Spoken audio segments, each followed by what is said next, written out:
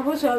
Soybean আলু সেদ্ধ করে নিচ্ছি। সোয়াবিনগুলো একটু বেসনে কোট করে নিচ্ছি, ঠান্ডা জলে ধুয়ে ভালো করে নিংড়ে।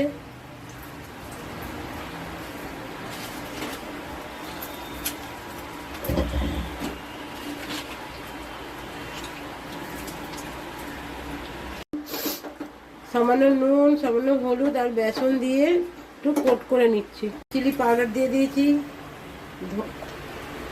ধনে গুঁড়ো,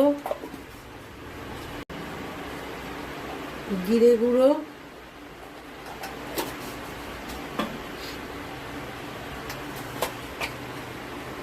ঝাল লঙ্কার গুঁড়ো, হলুদ দিয়ে ফাটিয়ে নেব। নুনটা দিয়ে দিলাম, কড়াটা বসিয়ে দিলাম, কড়াটা গরম হোক।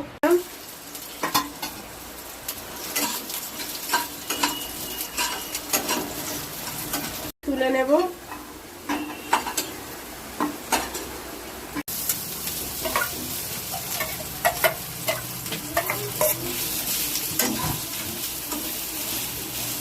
ভাজা হয়ে গেছে, এবার আমি তুলে নেব।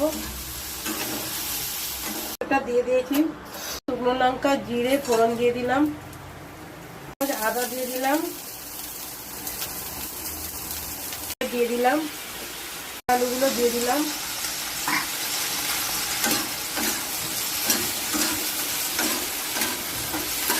মিশ্রণ করে রেখেছিলাম ওটা দিয়ে দিলাম।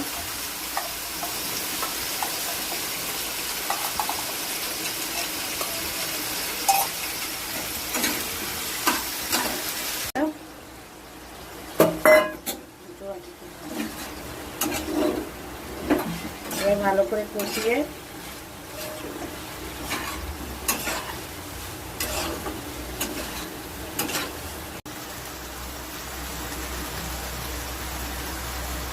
অল্প চিনি দিয়ে দিলাম, দুধ দিয়ে দিলাম,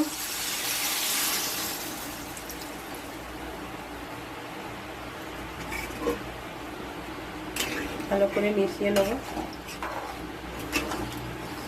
গোটা গরম কাঁচা লঙ্কা দিয়ে দিলাম, দিয়ে একটু ঢাকা চাপা দিয়ে ফুটিয়ে নিই।